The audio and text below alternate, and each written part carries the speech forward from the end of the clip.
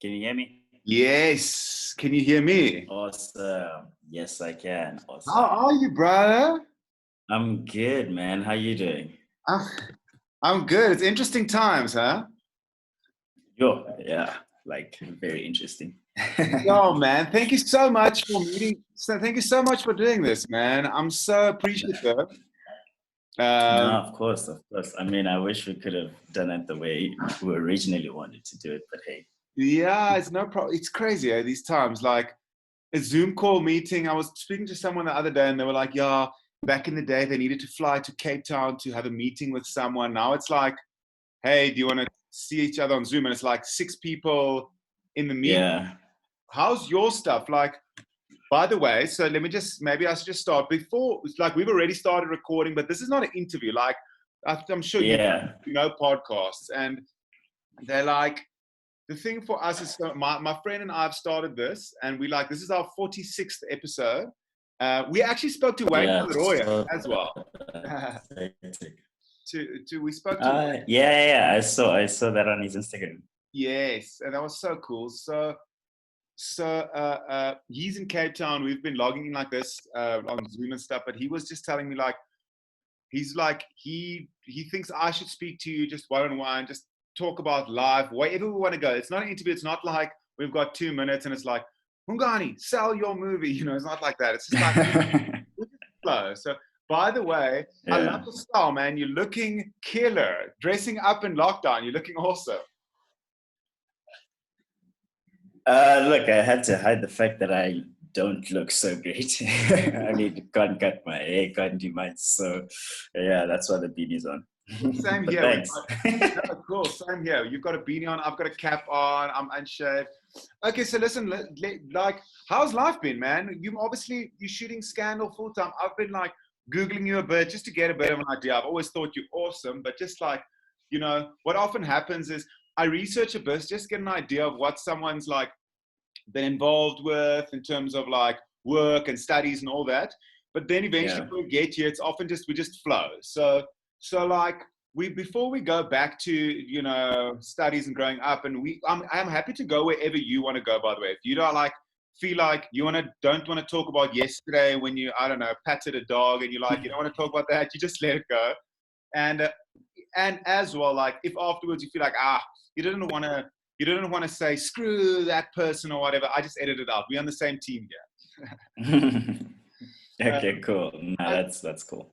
okay, but just like in an overview, like what's been happening, man? How's your lockdown been? Obviously, you're full time at Scandal. What's Uh, happening in your life? well, lockdown's been like lockdown. Everything's kind of been put on hold, including Scandal. So like we're not shooting, which is great, but also like a little tricky for production and stuff because like what's gonna happen? We don't know the foreseeable future and all that stuff. But in like for me, it's just been kind of like a time for rest. I've been taking a lot of time to just sit and like reflect and just think and not think and be lazy because most of the time I kind of drench myself in like work and I never really like spend time to like just like relax and like just calm down. I'm always like looking for the next thing and I'm always like on the go. So this has like really helped me to just like get a sense of like peace and like play with the dog a lot more and like just Oh, you relax, guys do actually have a which has been great. Yeah, we do. dog. Okay. um, but yeah, I mean, other than that, it does get a little frustrating, sometimes because like you're so used to leaving the house at some point in the day and Yeah. going to like the studio and doing some work there and then coming back and like just like kind of like the daily type of routines. Yes. But I think like Steph and I have like found a balance already like within this lockdown, like already like within the first week we kind of were adjusting, but there are those days when it's like, oh my gosh, when is this gonna end? But it's going good, it's going good for what it is, it's going good. How are you guys dealing with it? We're doing pretty well. So my girlfriend's a doctor, so she's like in Mm. it, and but ironically enough, So what's that like? Because I mean, like she goes out there and like then comes yeah. back home, right? Hmm. So there's actually an irony I want to share with you that I don't think lots of people know. Mm. But like she says that you have Wi-Fi, by the way. I don't have to worry about like we're not using Nah, mobile. nah, Okay, cool. nah, we good. I'm I'm always just like shit. I don't. Anyways, so so the irony is that the doctors are obviously like in the front line in terms of the pandemic, but because of the lockdown, or like that the lockdown is like generally being adhered to or whatever. Obviously, there's certain places where it's much more difficult, but um, the result is that people aren't really coming into hospital for other things because number one, Right. yes, number one, I don't actually think of that. Number one, nobody's like people aren't drinking and driving and be kids at parties jumping trampoline and the one falling his leg open and the other people like partying until 4 in the morning and there's like a fight.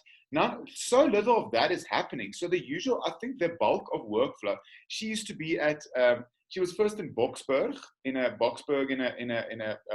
state hospital there. Then she was at a state hospital in Mm. Lenasia. Now she's at a private hospital in Sandton. So she's experienced quite a bit, different places, different areas, and but the bulk of the workflow is usually other things. It's not usually virus related or only virus related. Yeah, Somebody comes in with a stab wound, and they come with a yeah. broken leg, and they come.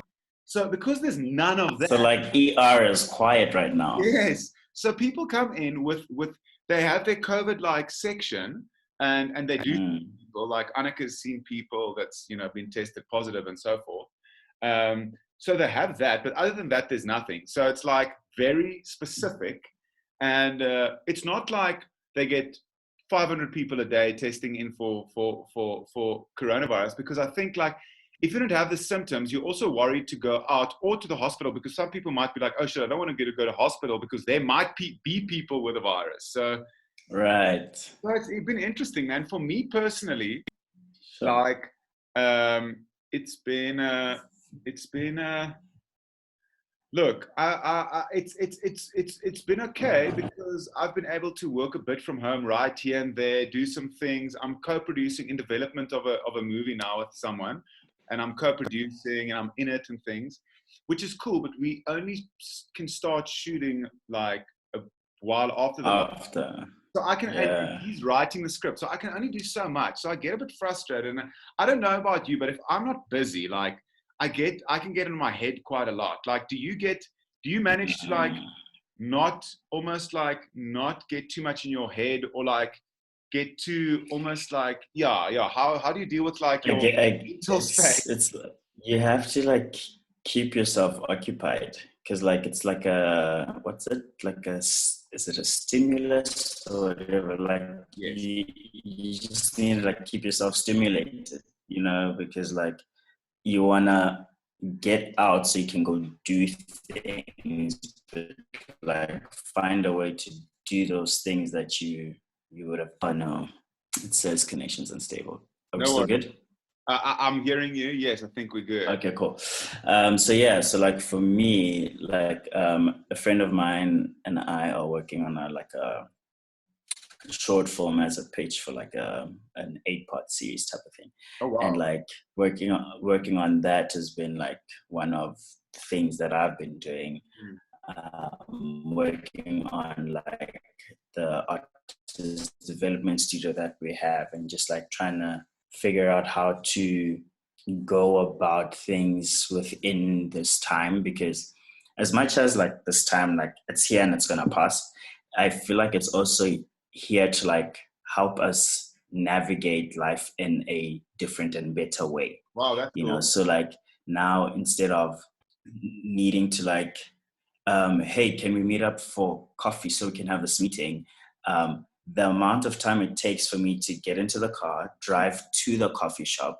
wait for you, then you arrive, then we have to buy coffee so that we can be there and have this meeting. And then from there, drive to wherever else. Like now we can just be like, yo, 9 o'clock, let's Zoom, you know? So like it's gonna change so much. And I think like it's just putting us in a position of like reducing the amount of things that we kind of like consume, you know, and the amount of things that we do on a daily basis. Because like when you check your which is kind of pointless right now, but like when you check your diary and you like have all these like meetings planned out and you're driving to Hyde Park, to Rosebank, to Sandton, to Four Ways, to Market Theatre, and it's like, oh man, it was such a hectic day. But you can have all those meetings at home.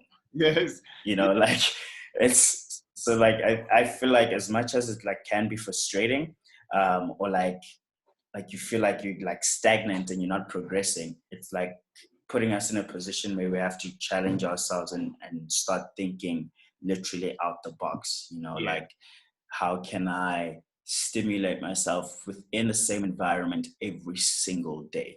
Like that's a challenge, man. Like you wake up, you know exactly what you're gonna see for the next 4 weeks. You know, so yeah, I think it's, as much as it's like tough, I think it's also a good thing, you know, because like it also like gets us to see like how much, not in a like rude way, but like how much nonsense we actually are consuming, you know, because like we actually can reduce a lot of the things that we think we need. Like, I mean, this is bad for like the gym companies, but there's so many people that are working out at home now, you know, and like you don't need to pay $800 to go to a gym. You know what I mean? Like there's just like so many. There's people that are baking their own bread.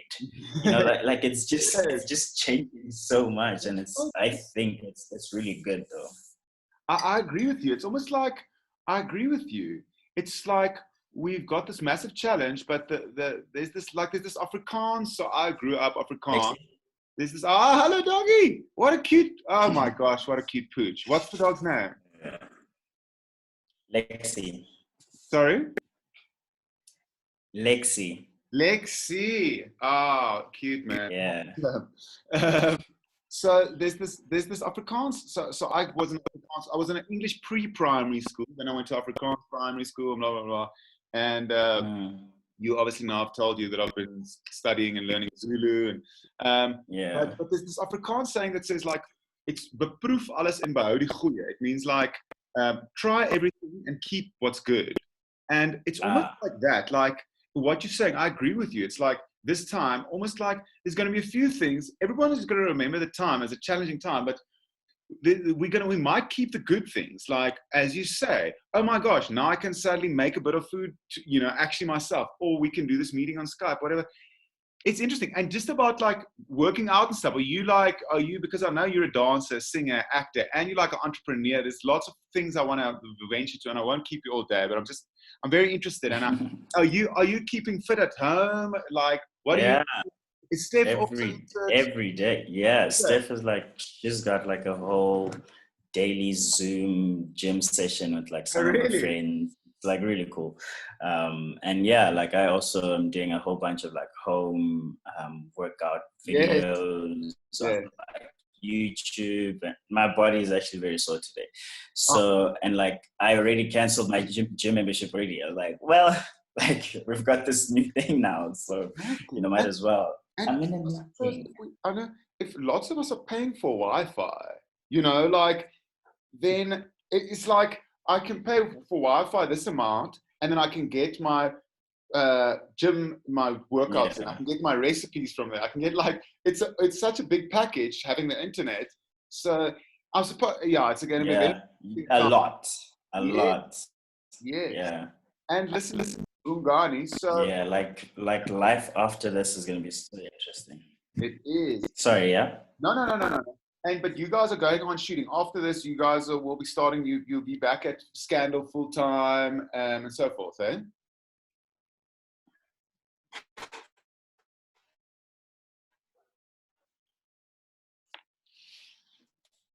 I mean, I assume so, because as of right now, like we don't really know, obviously, because like there's the extension that was done or made, production as yet.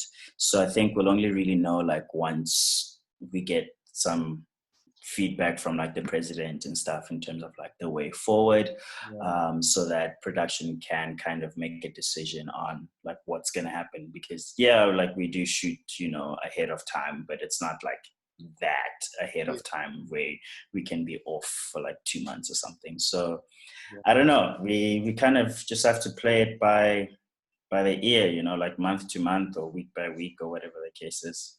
But Scandal's still showing. I mean, you guys have shot. Yeah, so we've got EPs, I think, and I don't know if it's until end of May or when, but Okay. we're still going. Yeah, so Okay. like what's on screen now is still like relevant stuff. Okay. And not okay. It's So just not COVID-19 relevant. yes, yes, yes, yes. Yeah. There's Exactly. like people are hugging and like Yes, going to work. It's like, well, yes, yes, exactly. Maybe it's a bit of positive escapism for the people at home. They're like, yeah, oh yes, a true. world where it doesn't exist. Maybe someday. Yeah, yeah. Okay, that's so cool. That's a good segue for me into like, so what was your, and I know there's often like, you know, I've been reading these things about like on social media. I've been reading like, there's often like after the Oscars, whatever, they're like, oh, how can actors suddenly be like political scientists? Suddenly they know all about global warming and all that. So I'm very aware of that irony of like anyone with a platform always feels like empowered to like, you know, we suddenly all journalists and you know all that and all that. But I mean, we're all still people, so we're allowed to have opinions. So I'm interested in your take on like my girlfriend and I, for instance, we've been watching like so the president's speeches and addresses to nation, and like I know he's got a speechwriter and I know he's got a team, and you know I know he speaks to specialists and all that, but certainly he has to agree with all the things he says, and you know that has to like sit authentically with him what he believes, and like I couldn't help to get like almost get like goosebumps when he's speaking, just because of like this the gravitas this guy has, and like the I don't know, just like the he's got a very like dignified, embodied, strong sort of, I don't know, just a leadership quality that I like intuitively trust and just feel comfortable with. What's been your take on like him and how, you know, it's been managed, and have you been checking it out, following? This is the first time in a very long time that I'm actually like following the news and stuff. Because yeah, like I kind of put that stuff aside just because of like the amount of negativity that like kind of spreads within the media, and it just wasn't doing me any good.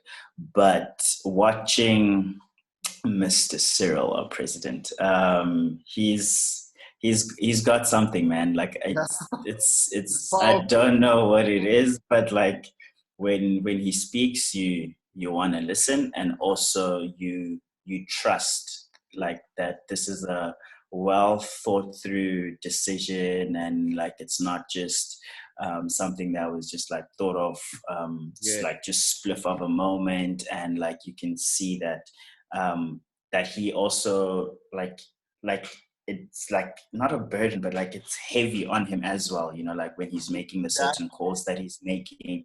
So like you also kind of like feel what's it, empathy, and like you just like, look man, I get it, you've got a difficult job, it's tough, you're doing the best you can, and I'm just gonna follow the rules and I'll stay at home, you know. But I definitely feel like what you're saying, like you feel like you can trust what he's saying, like there's yeah, no like I wonder what's yeah, behind the door, you know, like it's just like, no okay, agenda. cool, like I get what you're saying, and it's a hard decision, but nonetheless you care about the nation. And I also think it's like the choice of words, man. Whoever's writing, I don't know if it's his influence or what, but the choice of words is also like very, very good, Yeah, because it's also like it's very much about like the concern for us the people, you yes, know. And like the choices that are being made are difficult choices, but they for us. You know, so it's like, oh, like this like repetitive thing of like,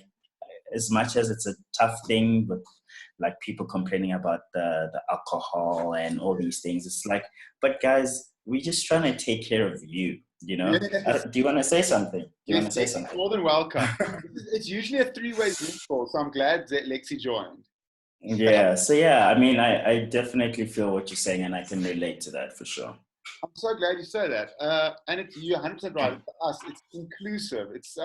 And the other thing is, you're right. It doesn't feel like he's trying to charm anyone. It's not like that. Like, oh, look how funny and cute I am. There's nothing about that. It's all about the message. And okay, so Hungani, I'd love to know. Like, since I met you at Scandal at Sasani Studios, I've been like, yes, you are such a like, and this is not just a gush. You're such like, so well spoken, like extremely like just mature and eloquent for your age. I was like, holy shit, is this not like a wise, like a Yoda man? And I mean, in such an awesome way. Like, can you just go back? I remember we spoke. You're from Mpumalanga, right? And I'd love to hear whichever way you'd like to share. We don't have to go into a 5-hour conversation, but just like briefly your story. I'd love to hear like, because I was like, are you 26 or 27, right? 26 this year, yeah. That's insane. That's insane. Maybe one day you're going to stand up there and we're going to be like, yes, I feel so much gratitude. But for real, like, we'll get to what you've involved with and everything just now. But like, you are, the amount of work you do is incredible. And like, just, I'm interested in where your drive comes from and like, just the way you are and stuff. Like, so I know you Tonga is your first language. Would you just give us a little, take us, you know? So I'm from Mpumalanga. I was born in Nelspruit, and I grew up in Hazyview until I was like 4 years old. And then we moved to Polokwane, which was called Petersburg at the time, in Limpopo. And that's where I kind of like went through like pre-primary and like preschool and primary school as well. And then came to Joburg for high school. Yes. And then, so that's kind of like how my path kind of went. But I come from a very like hardworking family, not just like my parents, but like my grandparents, my aunts, my uncles, like even like my cousins, like everyone is just hardworking and like driven. And sometimes like I don't like get it, like why, you know, especially with like some of my cousins, I'm just like, why are you working so hard?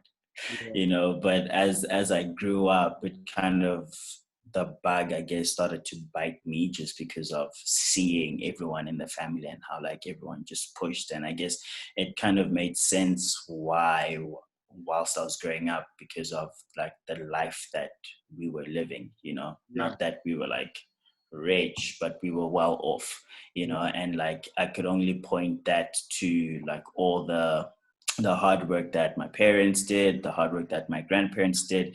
And like, it's not to say that they weren't like difficult times, you know, but even within those difficult times, it wasn't like, oh, this is the end. Oh, can't believe we worked so hard for nothing. It was literally like, okay, cool. This is a new challenge. How do we get past this? Like, there was never a time where it felt like, oh, this is the end of it all, as much as it was difficult. Like when the recession hit, like 2008, like that was massive. Like there was a big blow to our family, but it didn't even feel like it was that big of a blow, just because of like how everyone just came together and were like troubleshooting basically. And I think like that's kind of where my kind of drive and like hustle spirit kind of came from, because like whenever I look around me in terms of my family, that's what it's like. Like my grandfather retired, when was it? He retired 18 years ago. Yes. And then like 3 years into his retirement, he was like, nope, I can't do this. I can't just chill. I can't find a new hobby. I need to go back to work. And he's working again. What? What is and what kind of work is he? He's in construction. Okay. So so then he decided, cool, because like my uncles and like some of my aunts were not happy with the decision, like for him to go back to work, because it's quite a stressful job. But then he's like, okay, fine. So I'll do something that will, in a sense, uplift me and the family. So then he built like this apartment complex back in Hazyview. And I was like, oh my gosh, look at this man. So now he's built an apartment complex, and now there's people that are renting there. And like now that's like a new kind of like legacy that he's like leaving, you know. Yeah. And now he's working on something else in a different area, but How it's like old is he? things that are like just, I think he's about to be 80. If Yo, not this year, then next year he'll be 80. And like he's going for surgeries, hip replacements, and he's still like just like hustling. going and going. So yeah, I think that's kind of where my drive kind of came from, because like everyone around me is so like driven, and there's so many like self-employed like people within my family. So it's just like, okay, I think I get why everyone is the way that they are, and like why our life is the way that it is. So I also need to kind of start getting my ground soft and like planting seeds and, you know, doing what I need to do. And it just came naturally. Like it wasn't like, it's not even like a conscious thing that I was like, okay, cool, now you need to start hustling. Like it just came about. And yeah. Yo, dude. Well, I can, as an outsider, I can tell you, you're succeeding, man. You're smashing it. Like, Thanks, man. well, as a performer, obviously, like social media is one. I was talking about it earlier. Is like is obviously a platform. It's just a platform. It's not what you do, but it's where you like voice what you do.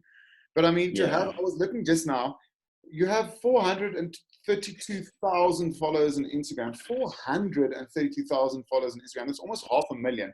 That's definitely the most of anyone I know personally.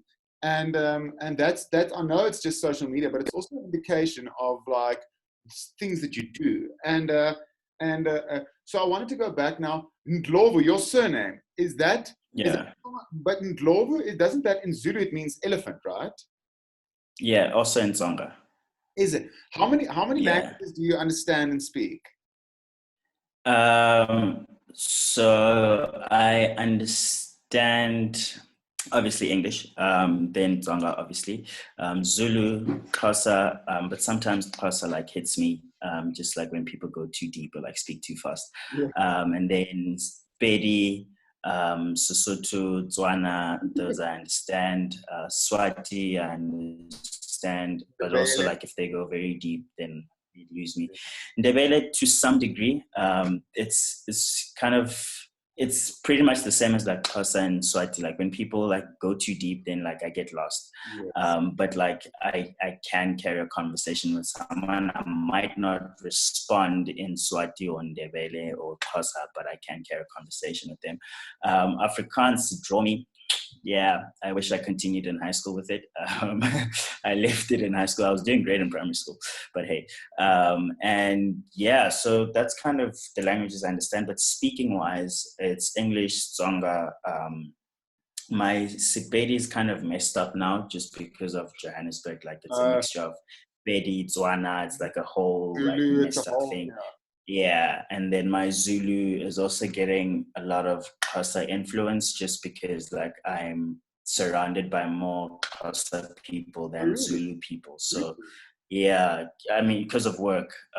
So that's also kind of getting a little messy. So I would have said four, but now it's kind of like two fluently and then like two kind of like conversational just because it's getting too muddled.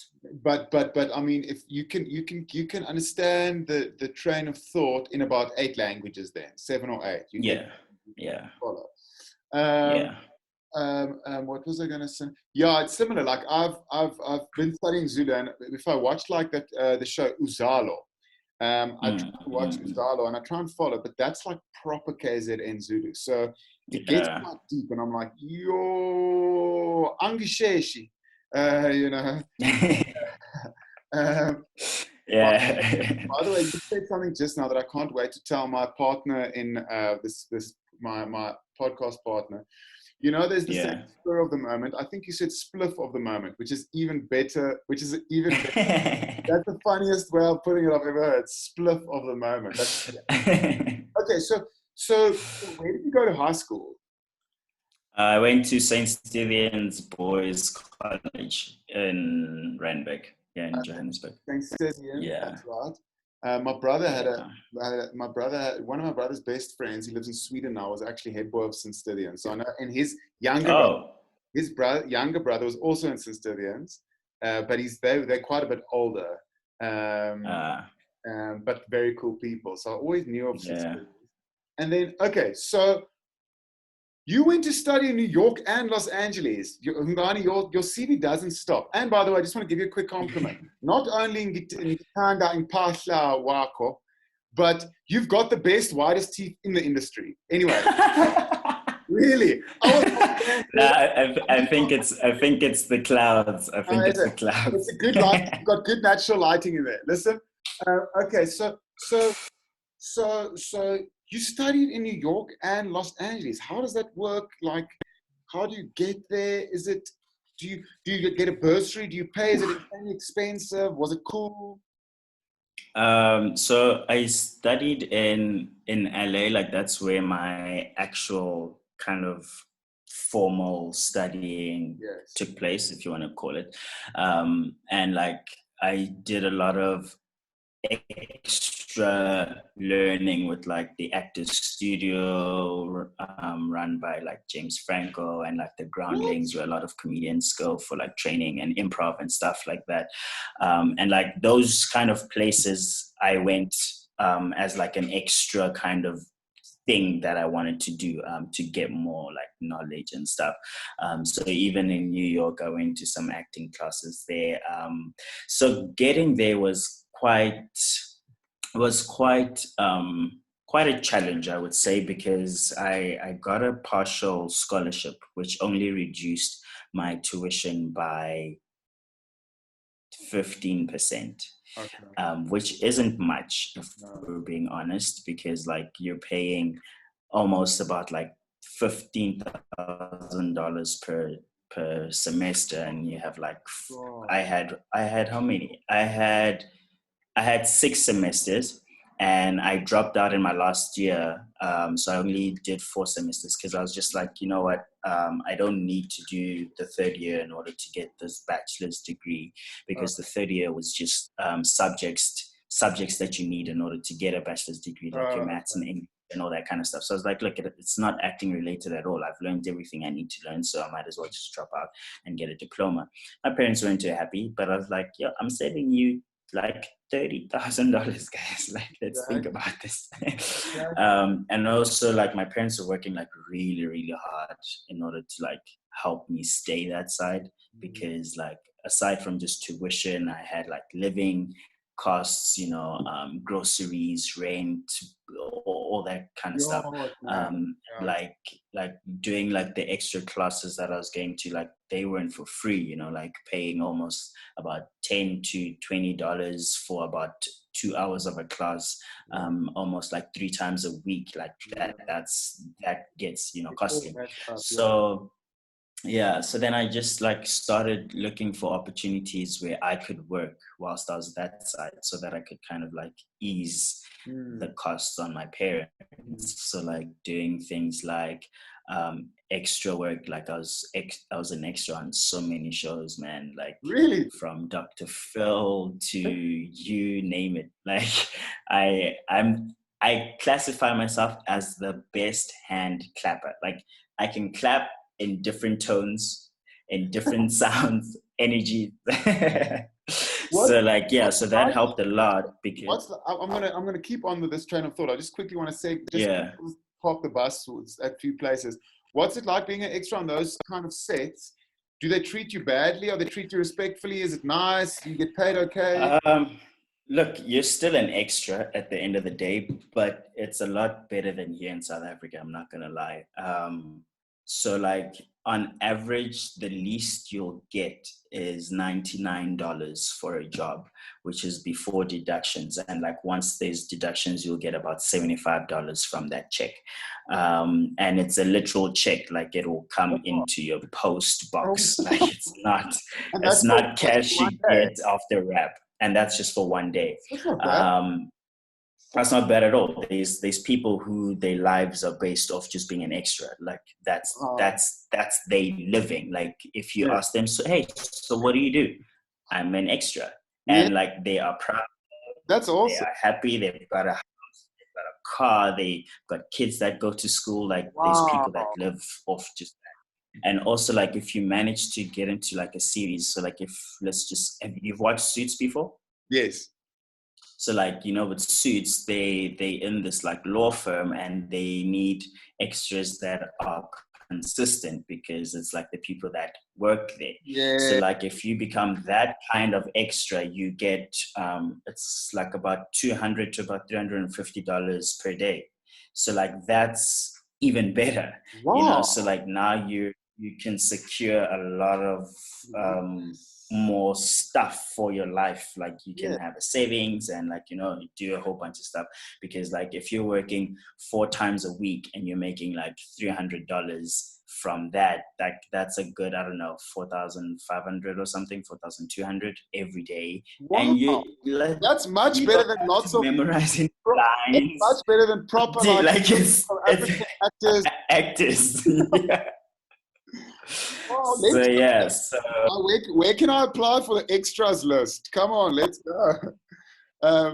Dude, and it's so easy. It's like so easy. There's no agencies involved. Well, at least when I was there, I didn't deal with no agency. Everything was literally direct with myself and whoever their cast coordinator was for the extras. And there's like online platforms that they use when they're looking for extras, like LA castings, New York castings, and Backstage as well. I'm sure you've heard of Backstage before.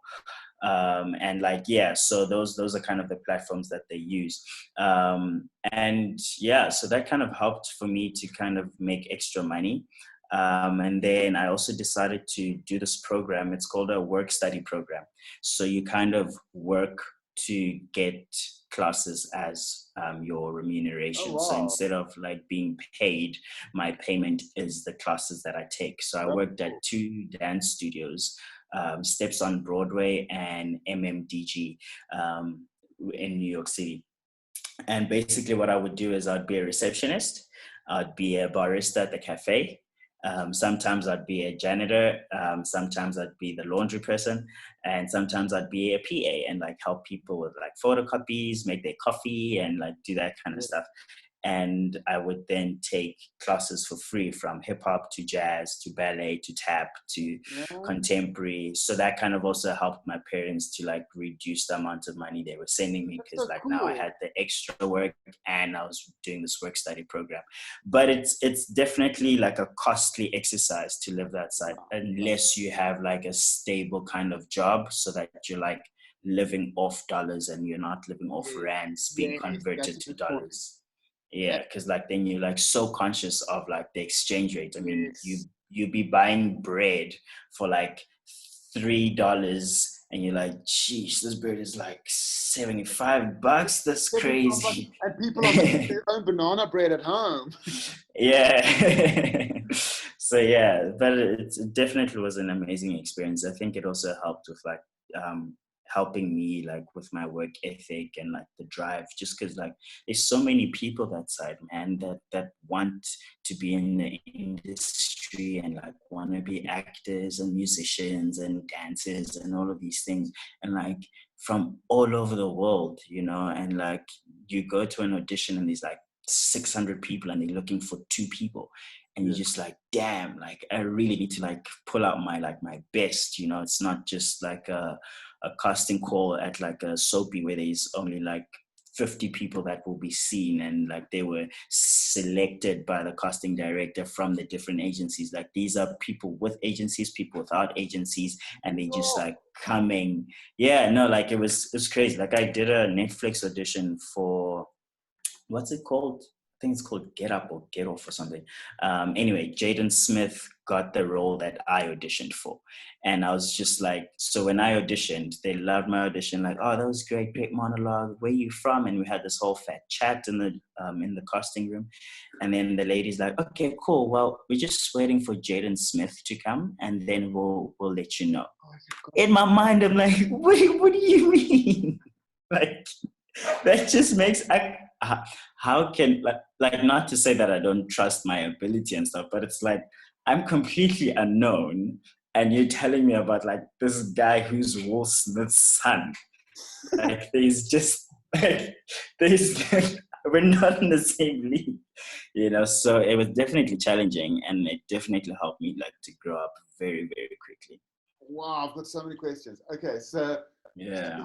So what's the atmosphere like in the? Is it similar to here? What's the atmosphere like in the like the actual audition studio? Is there like a casting director? Is it same here? Like they're hopefully pretty chill. There's like a casting director, maybe a camera person.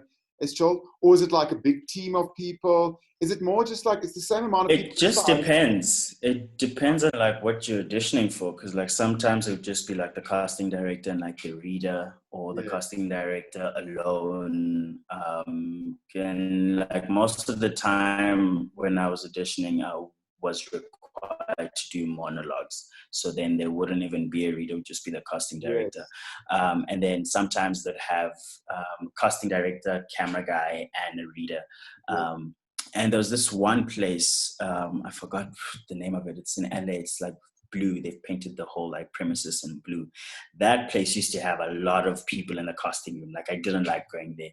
It felt like there was like the producer of the show or whatever you're auditioning for, plus the director, plus the writer. Like they were very like iffy about like you keeping to script. You know, the writer was there, then there would be like the person that they've selected as like the lead, whatever person that you'll kind of interact with. Like there was just too many people all the time. And I was just like, why are there so many people in this room? They don't need to be here.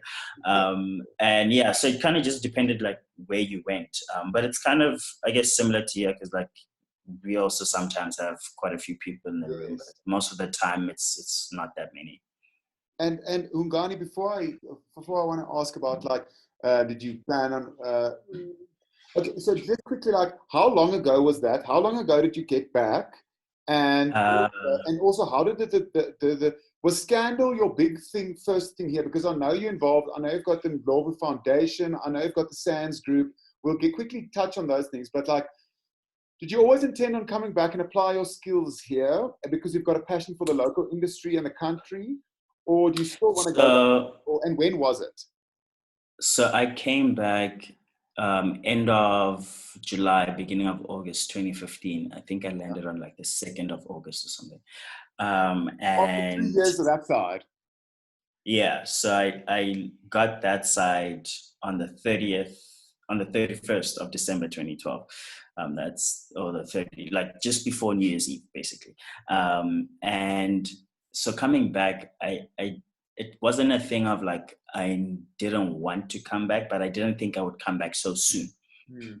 I thought I would first like create somewhat of a name for myself, that side, representing South Africa, and then come back to like kind of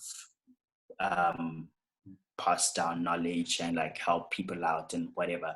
But obviously sometimes you make plans, but God is like in control of like your entire journey. So things started like turning in a way that was not really financially stable. So like when it came time for me to renew my permit, I didn't have $5,000 to go through the whole application. And I just wasn't keen on like asking my parents to kind of loan me 65,000 Rand to kind of see if I'll, because also like when you go through the process, it's not guaranteed that you'll get the permit. Like you could still fail. So I was just like, look, they've already spent so much money. I tried to raise this amount of money. I opened up like a GoFundMe page as well, and I got a few donations. Like I tried to do what I could do, but I was just like, at the end of the day, there's not enough finances that I've come up with. I sold a few stuff. I had bought a car at some stage. I sold the car. Like I did a whole bunch of stuff. And I was just like, maybe it's a sign that I need to go back home. And I made that decision about 6 months before my permit expired. So that's when I started like looking at South Africa and Johannesburg and like, what are the opportunities that I can start thinking of and tackling whilst I'm still in New York before I get home. So like I was speaking to agencies, I was speaking to friends that were in the industry, and literally I got back that first week of August. In the third week of August, I started Sands Group. This is me with with hardly any experience in the South African industry. People don't know me because I'm not on screen. And I already, when I came back, had booked 4 interviews with agencies. So literally, like, whilst I was that side in New York, I was already auditioning for stuff this side, like through self tapes, because I'd like been chatting with agencies. I hadn't signed anything like to say, "Hey, you're my agent," but I was auditioning through like 3 different agents. Getting the conversation. Yeah. And then got back, had my meetings, and then in the second week I signed with Fig Jam, and then started auditioning and like going for commercials and all these things, and like booked some theater gigs, which was great. Started Sands Group, then booked like some commercial, and then things just progressed in that way. Sands Group was not progressing at all because like people just didn't know me, so I wasn't relevant in any way. I had like less than 1,000 followers, and people were just like, "Dude, who do you think you are? You're trying to teach us how to act and dance? Like, get out of here." So then eventually, sorry, just to tell the listener, Sands Group, I just said is I like what it stands for also. Is it let me just see here. I also wrote it down. Strong attitudes nurture success, right? And it's like a studio. Is it a setup where we teach dancing, acting, and singing, right?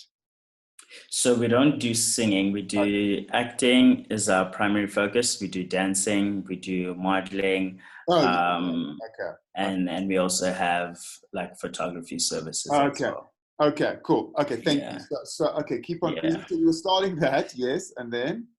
So like that was like going very, very slow. I had like 3 students, and at that time I wasn't even teaching. I had a facilitator called Trina Boldenfields, and she's from the US, and master's degree in fine arts and a whole bunch of like, she's just amazing lady, and her craft is just beautiful.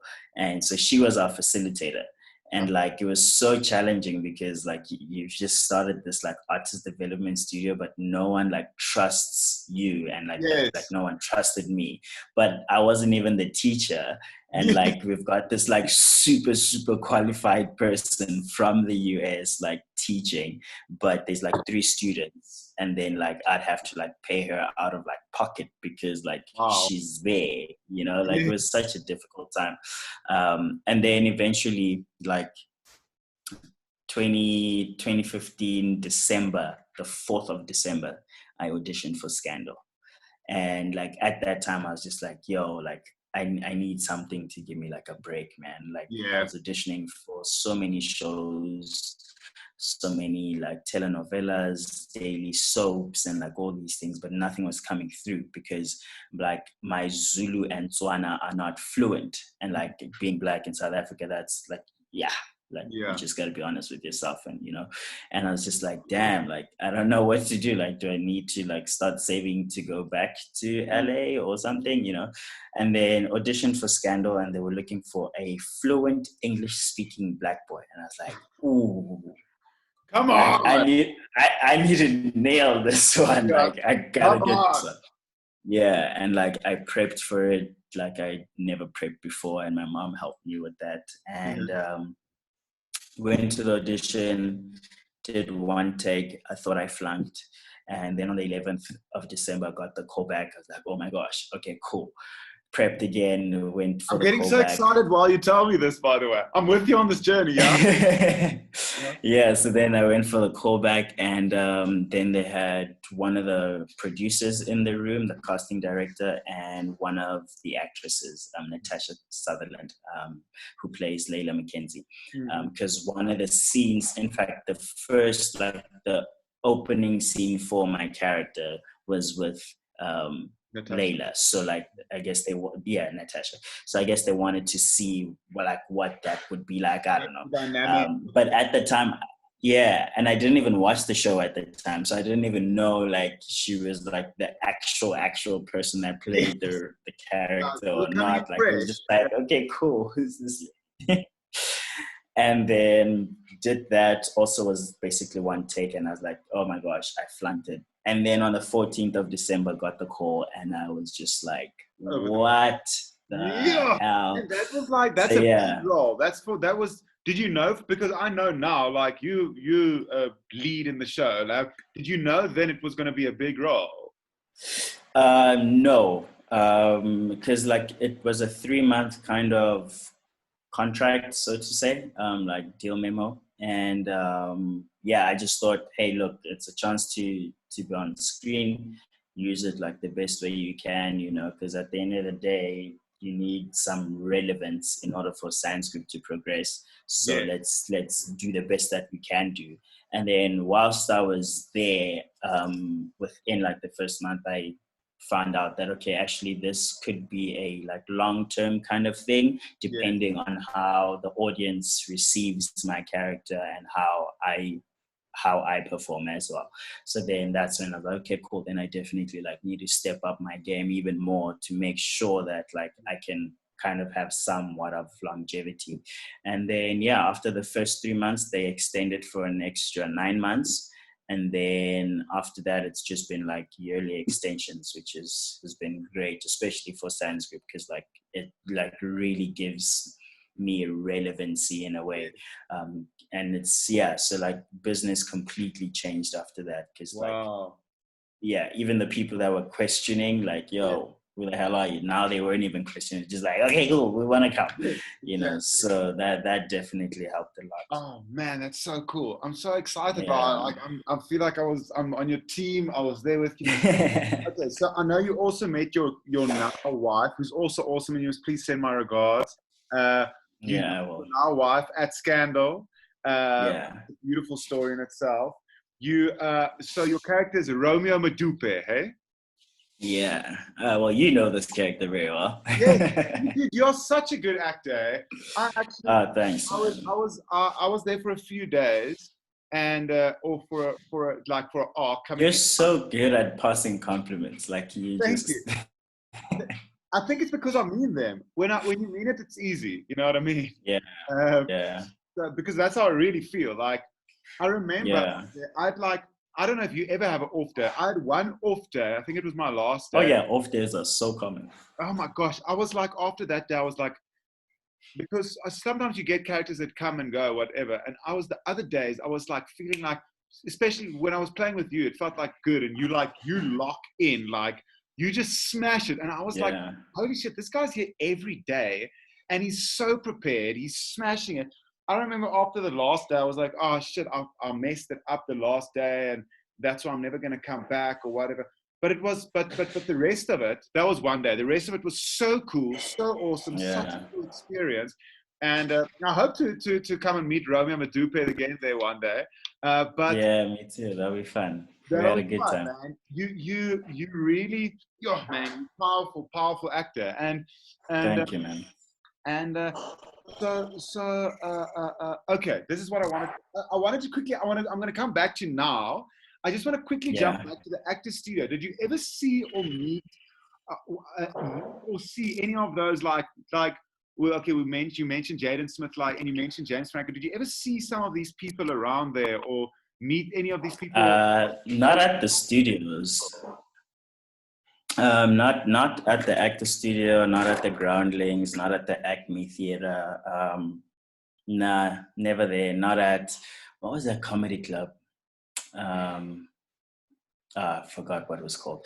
But yeah, I never met anyone there. But like on the streets, sometimes you'd see people like doing some shopping, or like they would drive past in like their fancy cars, and like everyone would start screaming, "Oh my gosh, it's so and so!" And like everyone looks. And also there's like TMZ, and they driving around the whole day following people. So like if you see a TMZ truck, then you like kind of think, okay, who are they following? And then like you want to see, because like paparazzi is such a big thing that side, and then like once you start following TMZ, then you're like, oh my gosh, it's Justin Bieber, oh it's whoever, Yes. you know. So, but like never in class or in like a Okay. acting like setting did like, I don't know, whoever like Oh, Will Ferrell walk in or something. so TMZ is like the paparazzi kind of thing. Yeah. That's like they kind of they basically like hot scoop all the time. Like That's TMZ. If different. you That's another just look up TMZ, like you'll see like the amount of they've got footage of people at the airport just arriving or like when they're leaving, and they're like they've got footage of like the most craziest things, like people's homes, people driving out of their house. Like it's crazy. I would never wish that life upon anyone. Yes, but it's such an interesting thing. Yeah. I've heard that. I've heard that when I've heard that there's like I know there was a show called Igorli, right? Uh-huh. Years ago, quite a few years ago. Yeah. And I remember that the producer of the guy started Igorli. Or one of my friends, Heike Berg, was in Igorli, and he was with me in Binnenlanders, and or he's still in Binnenlanders, and he told me that they like created like a star system for Igorli. Obviously, it's on a much smaller scale than it is in America, for instance.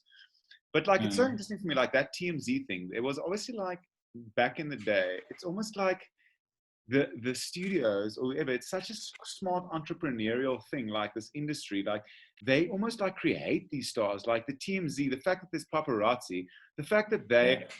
they film these people arriving at airports and selling this also makes you as a viewer or listener go, oh my gosh, they are these people important, or what is going on, like who are these people? Yeah. You get this association, this image. It's similar like to what social media is now. Like if I'm definitely going to say, but that's not the heart of our conversation. But like for me, even just on my Facebook and Instagram in English, I'm going to say like the first guy we're interviewing with more than freaking 400,000 followers, this guy, just because that's a currency people can catch on. That's something we can't just, Yeah. you know what I mean? So it's like Yeah. TMZ, it's such an interesting thing. Like, do you walk around and get noticed everywhere? And is it mostly positive or mostly negative? Because you're on a show that's widely watched, widely viewed. It's got lots of views. It's got millions of viewers. What's your reaction? What's your general reaction? What people give you? Um, so like it just firstly depends how I'm dressed, because most of the time I try to cover up, just because like sometimes I'm with like family or I'm with Yeah, friends, and like I just really want it to be that, you know, like I'm not trying to take pictures or yeah, like, you know, talk about storylines with people and stuff. But most of the time the general kind of reception is like good, yes. because like as much as I play like this bad boy kind of character, most of the stuff that he does is for kind of like a good reason, Yeah. so people kind of hate to love him or love to They hate him. love him, dude. I remember someone was Yes. outside with me. They were like, "Oh, were you on Scandal?" Yes. I was like, "Yes," with Romeo. They were like, "Ah, yeah, Romeo." They were like, "You like your boy." Yeah.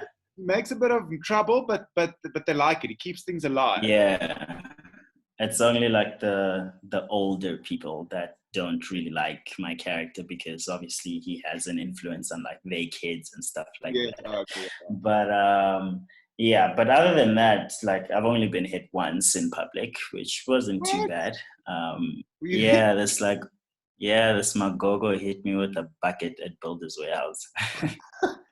She spanked my bum and she's like, "You're so naughty." And she didn't even speak to me. She just said, "You're so stoked." And she smacked my bum and she continued walking. And I was just like, what the hell? Like she didn't stop to conversate with me, nothing. So yeah, that's only happened once. But yeah. I wonder if she thought you. I wonder if they're like, there's that thing about like people know they're watching TV, but that because they're so part of the story, that they almost feel like there's It's a bit of, you. it's you. That's what you. Yeah, I mean, you're with them basically every day of their lives for Yeah. a certain amount of time, and like they look forward to seeing you at that 7:30. Yes.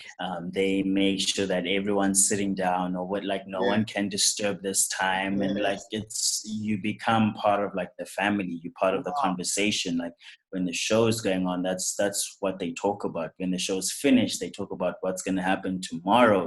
Like it's Yeah. you become part of, and when they see you, it's like, oh, there he is. Yes. What's he doing here? So like I get it, but also sometimes I'm just like, I wish that like we could also like get to a point where we can have like the separation, because like it gets very frustrating, like when you're with like family, like when I'm with my parents, for example, and then someone just like rocks up and like shoves their phone in like my mom's face and like, hey, take a picture, take a picture, Yeah. and it's like, yo, like say But hi, that's apologize like for disturbing us, and like, like just be human, like, exactly, that's the thing. so, but Yeah. yeah. No, So totally. yeah, that's like the only thing. But other than that, like I'm as much as like a lot of people watch, I think also in South Africa, like people are not that like big on like celebrities until Yeah. someone else says something. So like they might see someone, like someone might see me like, oh my gosh, that's Romeo. But if no one else is like Yes. coming towards me or something, they might not feel the courage to actually Yes. step up and say hi. But if someone does it, then like all of a sudden, like It's suddenly a instead thing. of one person, I was like 50 people at Yeah. one time. It's like, whoa, where did everybody come from? But yeah, and like in the US, it just takes one person to scream and then it's game over. And do you So I find? guess it's kind of like the same, but our level is just not as intense. Yes. Do you find it more in certain areas than others? Yeah, definitely, for sure. I mean, our show is kind of more of a predominantly black show. Yeah. So if I'm in a more predominantly white area, it's not really gonna happen, So like we kind of do our shopping, or at least me. I go to like areas like Craig Hall Yeah. and like Yeah. and like cool. There's like obviously black people that work there, but most of them are either like the manager there or like the Yeah. teller, Yeah. or like the parking guys. So like it's not a lot of people that, and like it might sound like it's a bad thing, but it's just like sometimes you just want to go get bread, man. Like Yes. you're really not looking for a lot, So like, yeah. And Let's see. and you strike me What's as happening. a very dignified person. So I'm assuming like you are. It's not like it's not. You were saying like just be human. It's not like you see yourself as. There's nothing like me knowing you a little bit, just connecting with you a little bit. I can see like there's nothing about like, oh, I'm fancy or whatever. It's just literally a respect thing, because it's a mutual respect thing. Yeah. And the other thing is like the other thing is like, if you just want to go and buy bread or something, what was I gonna say now? I suppose whether someone's a football player, an actor, a businessman, accountant, whatever, you won't go up to them and just stop them and say take a photo. So you just want the mutual respect, and Yeah, and like for because like I like it puts so much pressure on people, like, and like it's something that's not spoken about a lot, because like people end up idolizing you, and you become like this role model for like millions of people, and the role model is actually not me, it's Romeo, you yes, know and like when you think about it, Romeo doesn't do, Lexi, I'm trying to make a serious statement here. And like, okay. And when you think about it, like Romeo is not necessarily the like kind of person that does the greatest of things or makes the yes, greatest of decisions. And when you meet me, that's who you're expecting to see. yes, Yet all I'm trying to do is like say, hey, thank you for like recognizing my work. Thank you for thinking that I do a great job. I really appreciate that. And thank you for your support. It means a lot.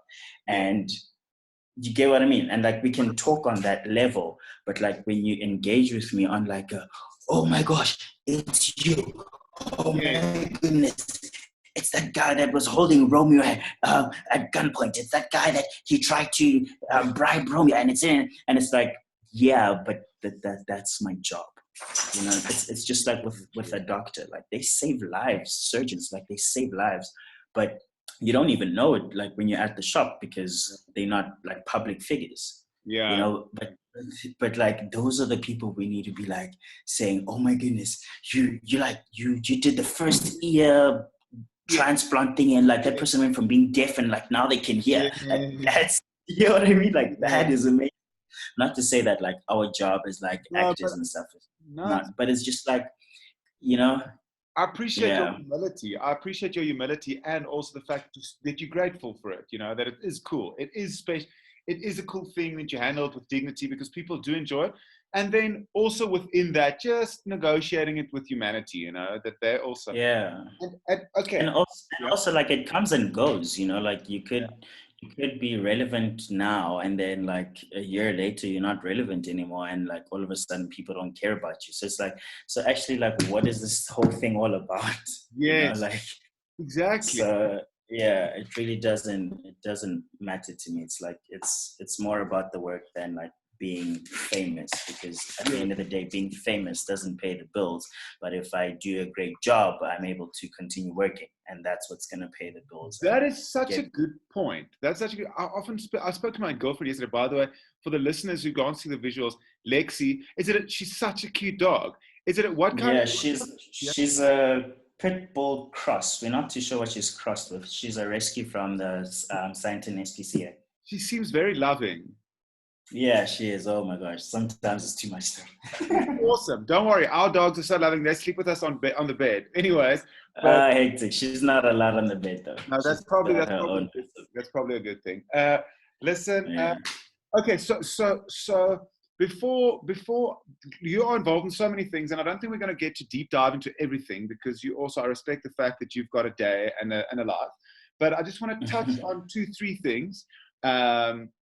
And I actually want to touch on 2-3 things, and you can almost decide which one you feel is most current, most relevant, most like, you know, what you're busy with right now. Because I also read up you are involved with Matrix Men, or I think it's pronounced Matrix Men. Yeah. Which is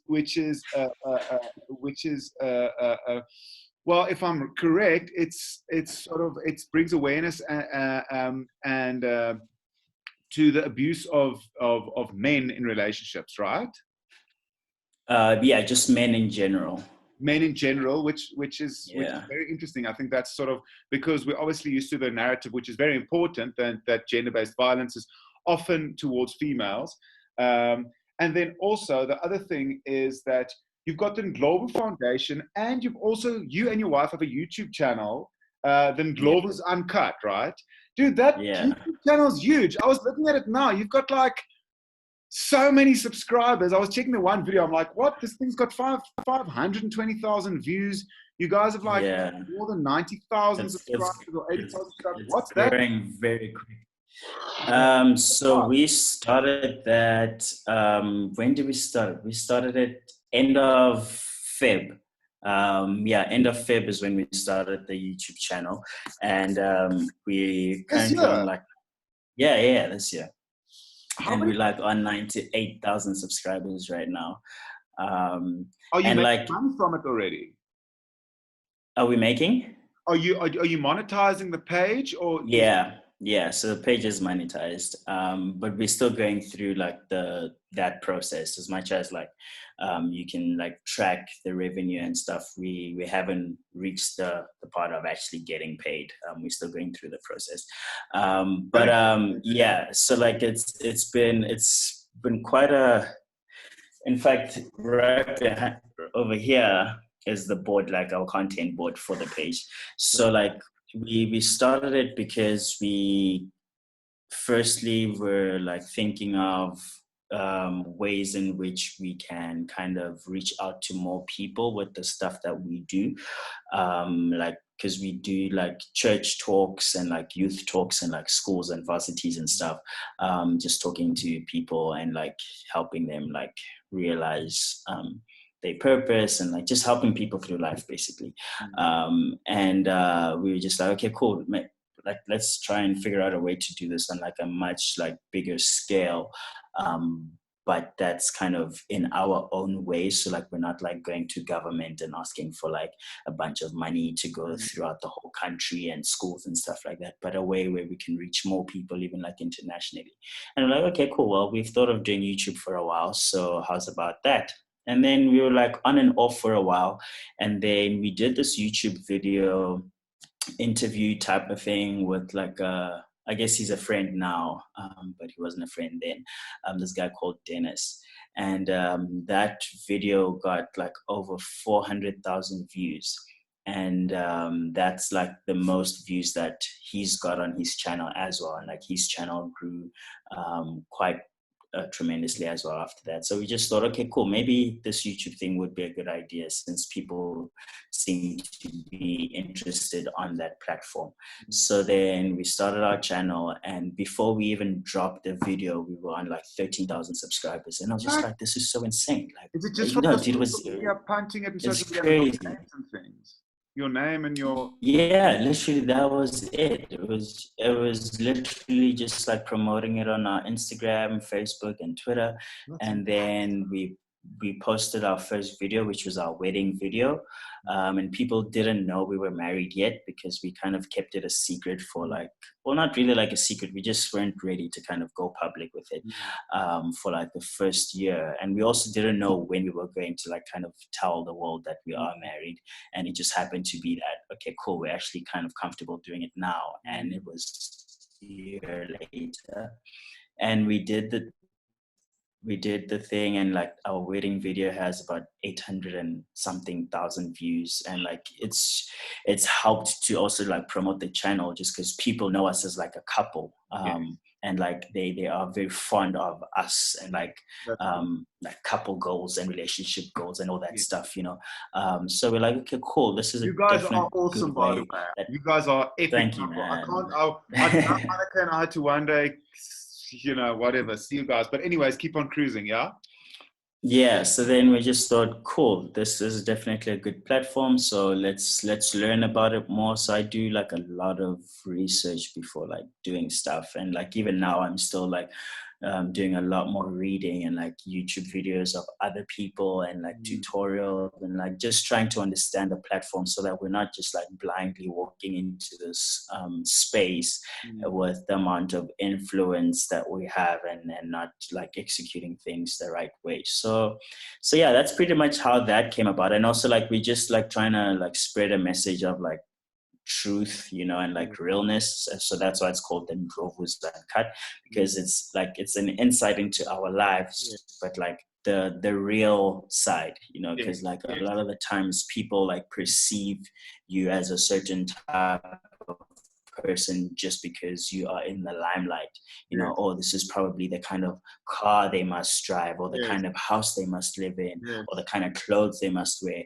And like we're just like out here being like real about it, because like we both, Steph and I, are like not fans of like facades and like painting an image that is not real, because at the end of the day, like you kind of have a responsibility as a public figure, you know, because you have people that look up to you, and like if you're selling this whole like perfect ideal life, yet like that doesn't exist, then what's the point, you know? So yeah, we just like literally like doing us in a sense, and like showing people as much as we want to show them, which has been going good so far. I mean, it's been like what, the first kind of 2 months or so. It's insane though. I mean, it is a lot of work, you know, like filming and editing. You film and edit yourself. Yeah. But it's so. But that's the way. And like right now, I edit on Steph's phone because like my computer's a little slow, and Okay. like the program that I need to edit on my computer just takes up too much space, and then like Okay. everything just slows down like crazy.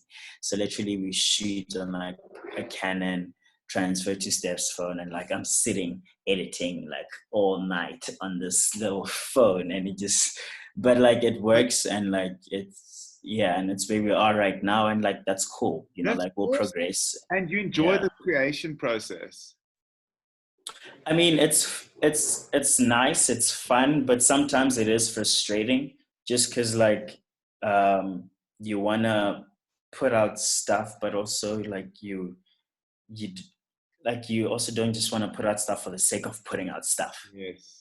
So it's like cool, like yeah, we've got content, But let's add but value. yeah, like what's the value in it, like we're not just out here trying to just like, okay, here's Yeah. a, I don't know, whatever, go Yeah. watch. Like no, it's not about that. And like when you watch, we want people to kind of learn something, even Yeah. if it's not about us but about themselves, or about just society, or just for them to ponder on a thought, or Yeah. whatever the case is. So yeah, it definitely has to have purpose all the time.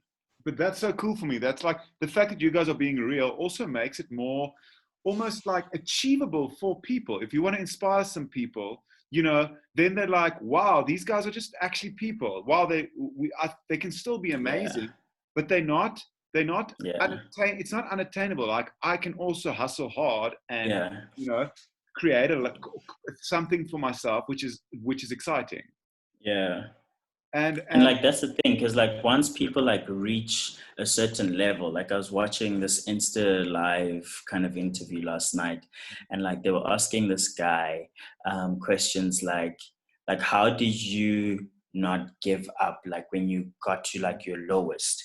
And like because he's like gone past that already, like his answer was just not real. Like we all get to that point where we're like at our lowest, man, and you're thinking like, is this worth it? Like, will I ever get, like you get there and you how am I start going to doubting pay my yourself debit and all those orders, things. whatever? Yeah, and like he was just like, no, I just think about like the amount of people I can inspire, and there's no way I can give up.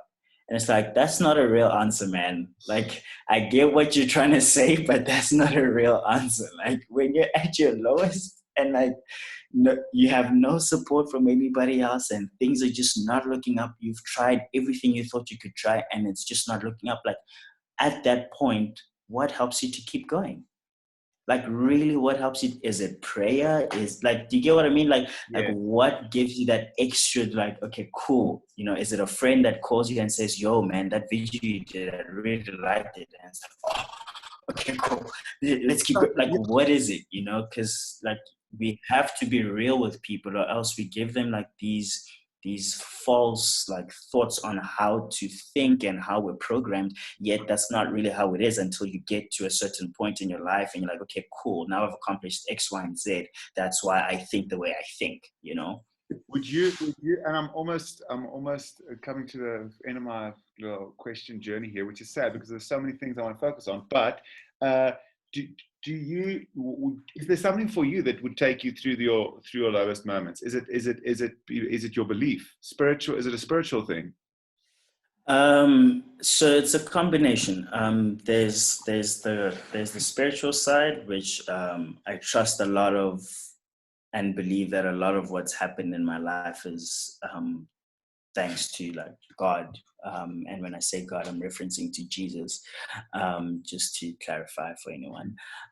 And also my family, like my immediate family, like my parents and my sister, because like, and this is prior to obviously being with my wife, and like because just like the amount of support that they kind of gave me helped me to go through the most difficult times ever.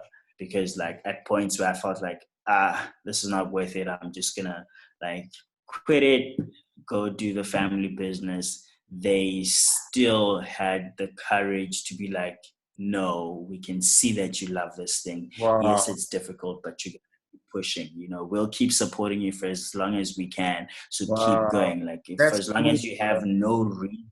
Yeah, and like for me, that's like a more real answer, because like, and not to say like I know what's better and he doesn't or whoever doesn't, but it's just like we all have some form of like support structure that we lean on, and that's the thing that kind of carries us through like those difficult times. Because for me, like, if I didn't have the support that my family gave me, it would have been even more difficult, as much as like I was trusting like Jesus to do what Jesus does, like in his time and all of that. But just like I said, it's his time, and we don't know when his time will be, so like you just need to like, it's testing your patience and your endurance and all of that.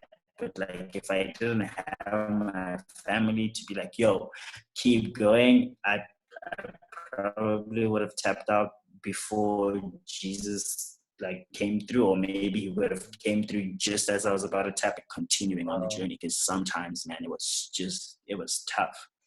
Yo, thanks. Especially overseas was tough. Yeah, you're alone out there, man. Thanks for sharing the Dude. and, Yeah. and so you've got one sister. Yeah, older sister. Older sister. Is she also working? Is she also in Joburg, or is she back in Mpumalanga? No, so she's in Joburg. She runs a what do they call it? A financial management company. Wow. I think that's what it's called. The moment It's called Lutuli Capital. Always a pleasure. Yeah, I mean, their company's doing very, very well. And like, yeah, so they kind of help myself and Steph with like kind of seeing how our finances are going and where we need to make changes and stuff like that. Yeah, they're doing very, very well. For people that like listen to like 702 and stuff, they've probably heard them quite a bit, because they've got like shows there. Yeah. Oh, okay. What's the company called? Lutuli Capital. Lutuli. Okay. Yeah.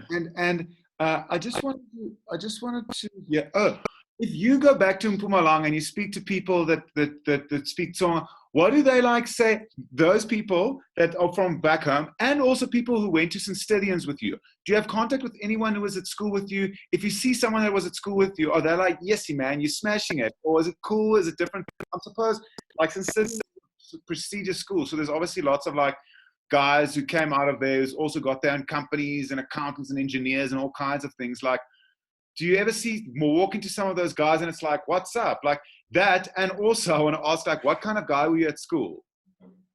So I was very, very shy, timid. I was kind of in my own kind of world with the few people that were in my circle. Was definitely not part of the jocks, didn't like those guys at all. But yeah, like when I bump into people, it's all good, positive vibes. Like I'm not one to like hold grudges forever.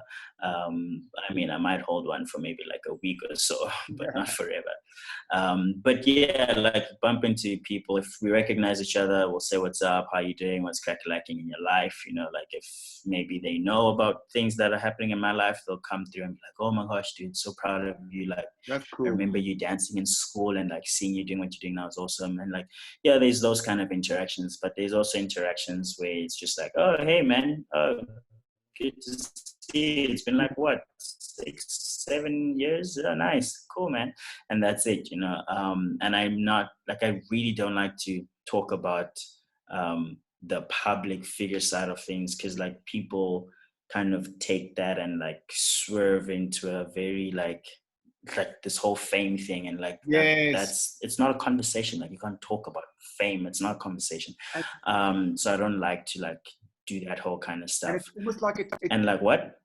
Sorry. I just want to compliment what you're saying, and just just want to say, like, it's interesting. Like often there's this idea. It's so like counterintuitive, because they, in a way, if they say like, oh, they're famous or whatever, you've made it.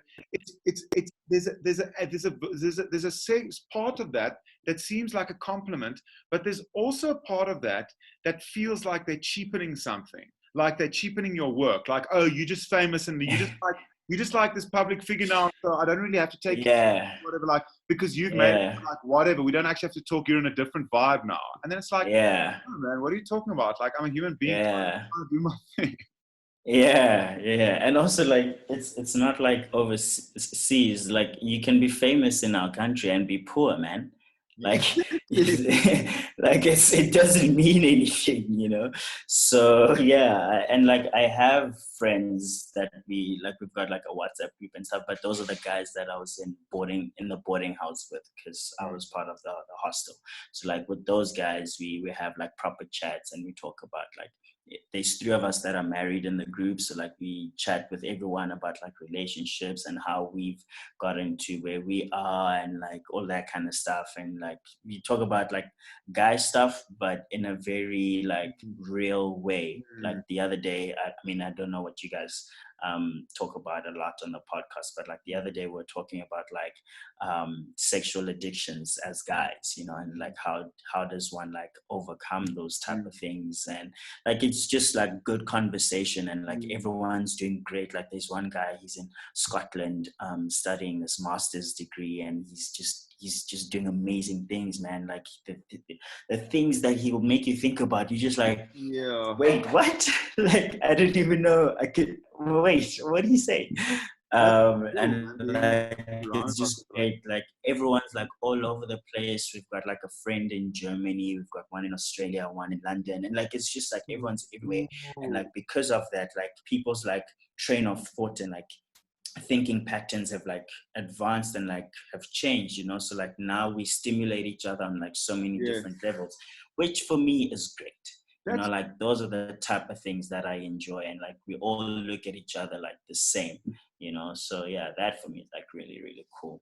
That's so cool. And then last thing I want to touch on, my final thought or question would be, in St. Stithians, was there quite a mix between, was like white, black, colored? Was there a bit of a mix? That's the first question. And on top of that, like, where do you think, like, and I know this is not like in 10 years I'm going to tell the government, yeah, but Hungani said this. This is just like a personal opinion, you know. I'm just interested in your opinion, and I've got value for your opinion. So I'm like, just checking out, like, do you have hope in terms of, and it doesn't once again, it can be a gut feel. It doesn't have to be based on fact or any guarantees. From school, where like there was maybe a certain level of integration between races or not. Where do you feel the country's at and where it's going and whatever? And once again, I'm not asking you to speak on behalf of the Tsonga community I'm asking you as Hungani, like, what's your feel in terms of where you are? Like, do you feel there's an integration? Do you feel positive about the future in terms of that sense? Obviously, the economic senses are something on its own, lockdown and COVID-19. These are all challenges, but just on a almost like a human respect integration level, because that's something that I've always felt like, shit, man, I hope I can make a little difference in just like connecting people, you know, and turning barriers into bridges. Like, what's it been like from school, and where do you think we're heading? So school was it was okay. It was like more like a 70-30 kind of vibe, and 70 being like more the white side, and then 30 being of color, black, Indian, colored vibes.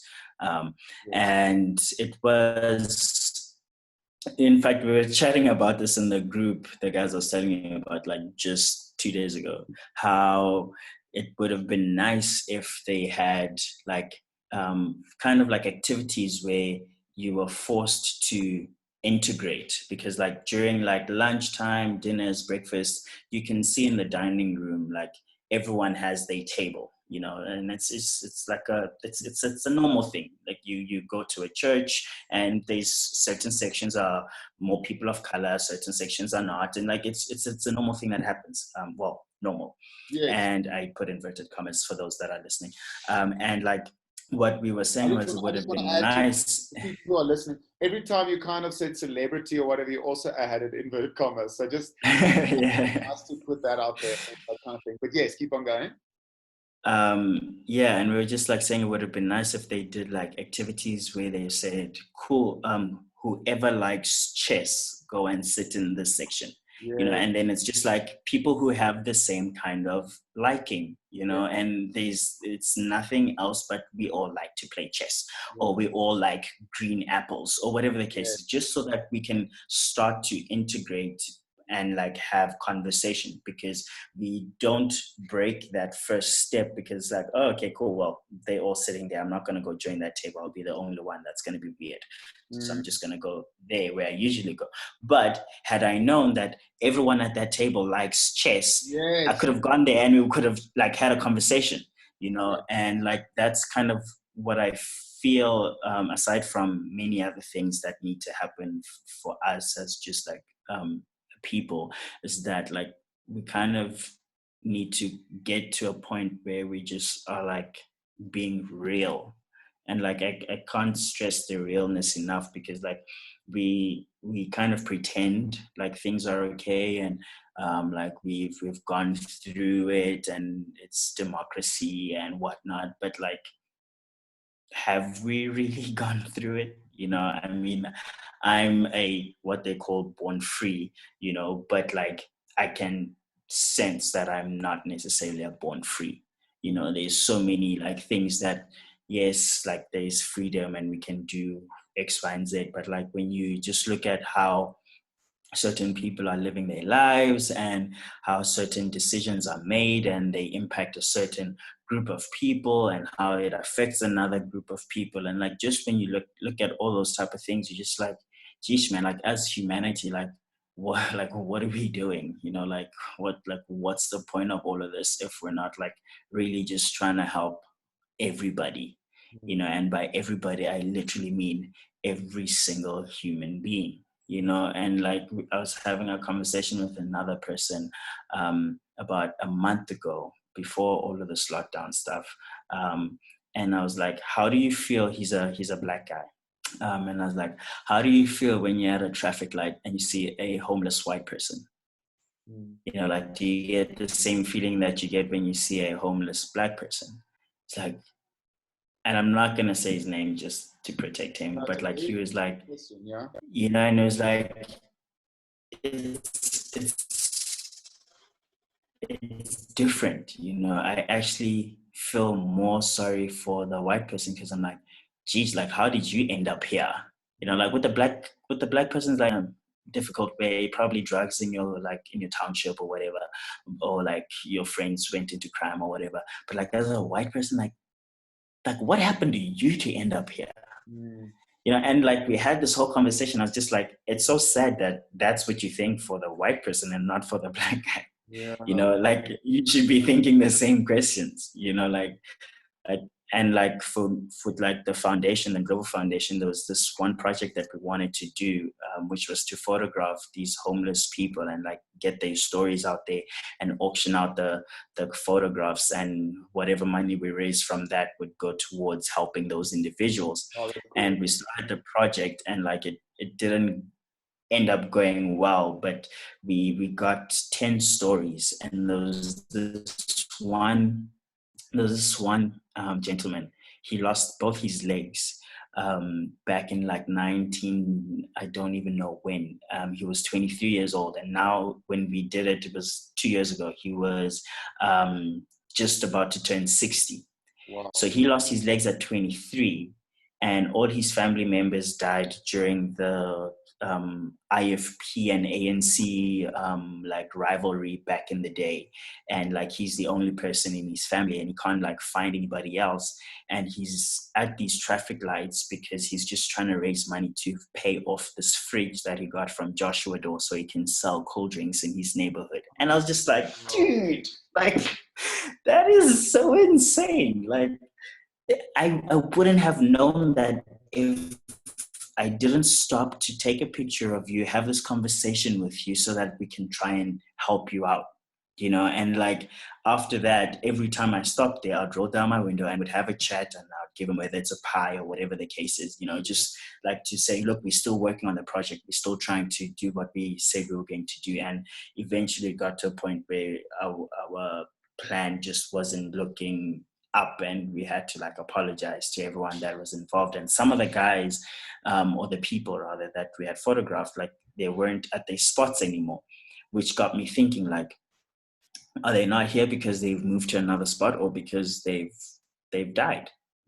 You know, like and like that hit me hard. It affected me for quite a while, because it also like me feeling like, oh, I failed them, and like I promised them things, and like now I didn't pull through with the promise. Like it got me in a really, really like sad space. And like I was just like, there's so many like corporations out here in like the country, and so many like people that are doing great things, you know, for themselves and their family, and like building a legacy and generational wealth and all of that stuff.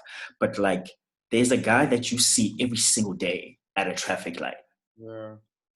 Like, and I'm not talking about giving people money, man. Like, Yeah.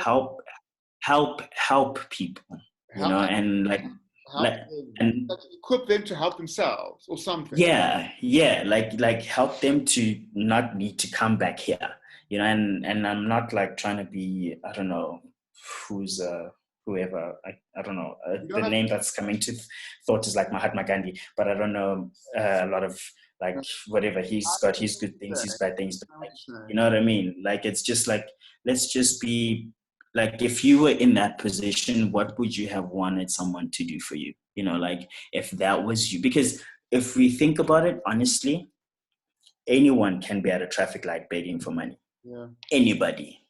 Yeah. You know, it can take a massive crash in stock markets or whatever the hell needs to happen in society, but anybody can end up there. I mean, one of the gentlemen, his name was I forgot his surname, but his name was John, and he used to stand on Bayers, and he inherited his family's like wealth, but he was still young, and basically he squandered all that money on drugs and alcohol. And now he's literally he was like just begging for money in order to just kind of live day by day. And he was helping this one church with cleaning outside the church, and they like gave him shelter and food and stuff. And I was just like, you know, man, like everyone has a story, and like stories differ from person to person, but like, what are we as like a people? Like, what are we doing for like us, like as a people? Like, what are we doing for the next person? You know, like aside from like donating to foundations and all these places, like, like what are you actively doing? Like, I'm not saying donating money and all that stuff is not a good thing, but like, what are you physically like have you taken the time to like just hear someone out, you know, and like give them, even if it's like, it doesn't have to be like people that are in poverty. Like, what about the person that sent you an email asking for advice on how to raise capital for their business, and you just put that email in your trash? You know, like there's just like all these things, man. I understand. You mean like, even if it's just emotional investment, like someone at the time of day, humanity, looking them in the eyes, seeing them for another human being, respecting them, and saying like, hey, what's up? That already goes away. I mean, that already goes a long way. So like, colored, black, Indian, white, Afrikaans, English, whatever, like, what would you say that would be your 2 cents? Is just like, maybe starting with respect and a place of like non-judgmental compassion, and just like reaching out to someone, and then, you know, is that a good place to start for people who might be listening now that like are thinking, what can I do? I don't know if I should give people money. I don't know if I have the money to give people. What should I do? It's just like respecting, looking someone in the eye, and starting from a place of like, I respect you as a fellow human being, and let's see where that takes us. Honestly, I think that's a great place to start. Because like, there's a guy called Kululego. He's on one of the traffic lights right close to where we stay. And like, I honestly I'm not like the richest of people, or the wealthiest, well, at least wealthy, not yet. But like, I have conversation with him all the time when I'm at that traffic light. If he can't see me, I'll hoot, I'll wave my hand, and he'll come through, and we just talk. And like now every time I come through, like he smiles, and like we fist pump, and like for me it's like, cool, I might not always have a pie or an apple or something to But give you're you, giving but it like all you can back. conversate with me, you Yes, know, I see that you're a person and you're in like a exactly. position that you're struggling, and like we're having this conversation, and it was like, please remember, like that's why I'll never forget his name. He's like, please remember my name, bro, because one day when I stand up somewhere, I'm gonna say there was this one guy, his name is Hungani, and he kept talking to me on a day Wow. when I had nothing. Dude, I literally I started love crying but driving away. I was like, what the hell? Like, you just impacted me more than I could impact you. Like, that is just like, it's crazy. that's It's crazy.